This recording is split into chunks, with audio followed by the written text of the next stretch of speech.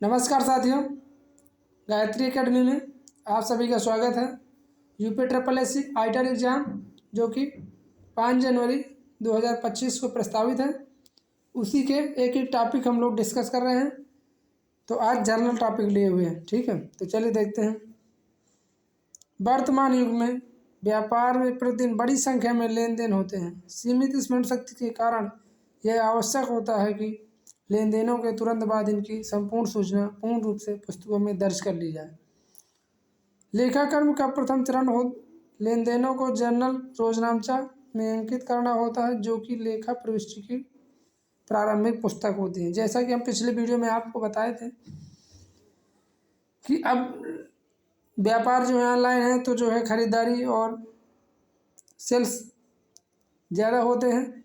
तो इसमें से अब ऑनलाइन तो सॉफ्टवेयर आ गए हैं, तो सीधा अकाउंटिंग में छप जाता है। और इसमें जो पहला प्रोसेस होता है वो रोजनामचा कहलाता है, जर्नल, ठीक है। अब देखते हैं जर्नल क्या है। ये तो जर्नल की सामान्य परिभाषा। अब जर्नल आगे देखते हैं। जर्नल शब्द की उत्पत्ति फ्रेंच भाषा के जॉर शब्द से हुई है।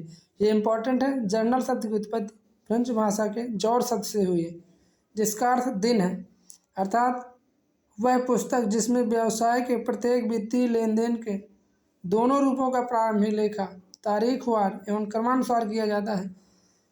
लेन देनों की जर्नल पुस्तक में प्रविष्टि को ही जर्नलाइजिंग कहा जाता है। इसको लिखने की प्रक्रिया को ही जर्नलाइजिंग कहा जाता है। इसे प्रारंभिक लेखों की पुस्तक भी कहा जाता है, ठीक है।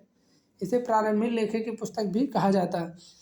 जर्नल का प्रारूप देख लेते हैं। इसमें से क्वेश्चन बन जाता है कि जर्नल के प्रारूप में कितने खाने होते हैं, ठीक है, कितने पार्ट होते हैं। तो इसमें देखते हैं, पहले डेट होता है, फिर पार्टिकुलर होता है। पार्टिकुलर मतलब क्रेडिट डेबिट, इसका विस्तार ब्यौरा इसमें रहता है, ठीक है। फिर लेजर फोलियो नंबर किस पेज नंबर पे है, ठीक है। अमाउंट डेबिट और अमाउंट क्रेडिट, ठीक।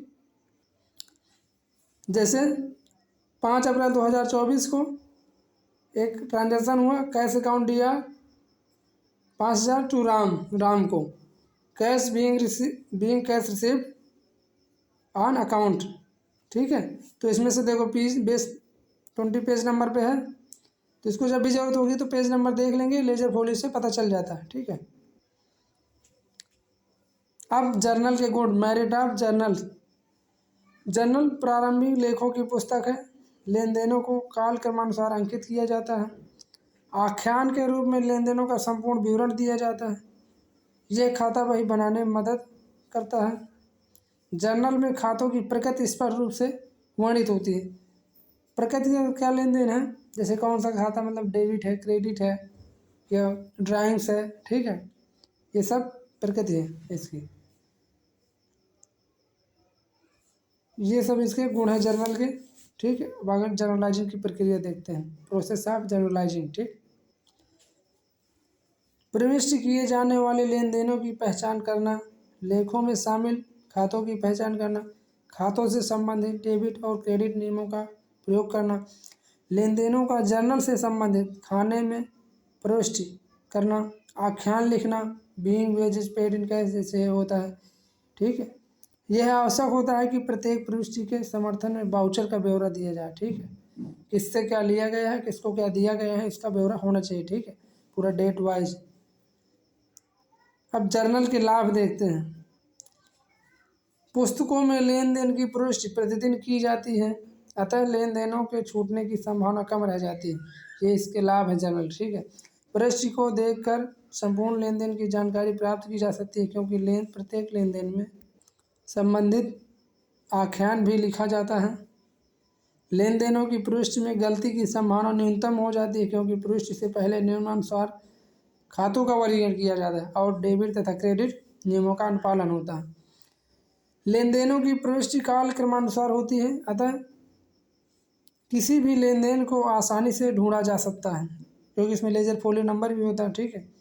जर्नल खाता बही में उपस्थित गलतियों को फोलियो की मदद से ढूंढने में आसानी होती है। जर्नल सभी लेन देनों का आधार प्रमाण होता है, क्योंकि जर्नल में की गई सभी प्रविष्टि संदर्भ में आवश्यक कागजी प्रमाण उपस्थित है। क्योंकि मान लीजिए अगर किसी ट्रांजैक्शन का रिकॉर्ड ही नहीं लिखेंगे जर्नल में, तो आगे प्रोसेस कहीं मिलेगा ही नहीं, क्योंकि जब जर्नल ही मेन पुस्तक में ही शुरुआती दिन में ही नहीं लिखा गया, उसको छूट गया, तो आगे वो मिलेगी नहीं का सवाल ही नहीं है। ठीक है, अब जर्नल की कमियां देख लेते हैं। Deficiency of journal. यदि सभी नकद एवं उधार लेन देनों की पुष्टि जर्नल में की जाए तो यह अत्यधिक भारी भरकम हो जाएगा। इस प्रकार इसे संभालना कठिन कार्य हो जाएगा। बात सही है, लेकिन आजकल आ रहे हैं ऐसे ऐसे सॉफ्टवेयर आ रहे हैं, सब मैनेज हो जाता है। दूसरा, प्रतिदिन का रोकड़ शेष इसके माध्यम से ज्ञात नहीं किया जा सकता। ठीक है, लेकिन यह है कि अब प्रतिदिन का रोकड़ शेष ज्ञात कर लेते हैं, लेकिन फाइनल रोकड़ शेष ज्ञात नहीं होता है, क्योंकि जो माल मान लीजिए 5 दिन पहले गया, उधार गया, उसका पेमेंट आज हुआ, तो आना जाना तो पता चल जाता है, लेकिन फाइनल पता नहीं चलता। ठीक। तीसरा, यदि लेन देन की तिथि यदि याद ना हो तो इसे ढूंढना अत्यधिक कठिन हो जाता है। ये भी बिल्कुल सही बात है। उपरोक्त कमियों के आधार पर जर्नल को 2 भागों में बांटा जा सकता है, सामान्य जर्नल, विशेष जर्नल। ठीक, अब देखते हैं इनको। सामान्य जर्नल, इस जर्नल में उन लेखों की प्रविष्टि की जाती है जिन्हें विशिष्ट जर्नल में प्रविष्ट नहीं किया जाता। ठीक है, सामान्य जर्नल में निम्नलिखित किए जा सकते हैं, जैसे गलतियों में सुधार के लेखे सामान्य जर्नल में होते हैं, सामंजस्य लेखे, एडजस्टमेंट वाले, स्थानांतरण लेखे, ट्रांसफ़र वाले, प्रारंभिक लेखे, प्रारंभिक तो होंगे, ठीक है, अंतिम लेखे भी इत्यादि। ये सारे लेखे सामान्य जर्नल में रहते हैं।